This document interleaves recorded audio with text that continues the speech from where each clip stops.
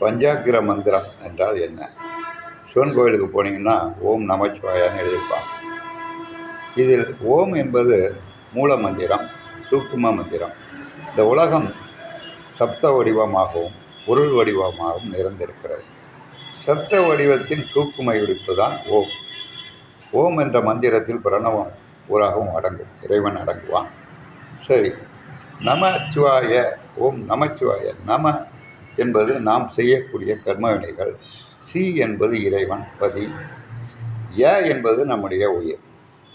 நம்முடைய உயிர் நாம் பிறந்ததற்கான காரணம் கர்ம வினைகளை அனுபவித்து பிறகு இறைவனடி சேர வேண்டும்.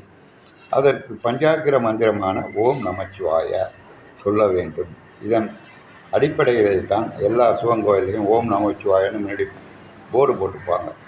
ஏன் இதை நீ சொன்னீங்கன்னா முழுமையாக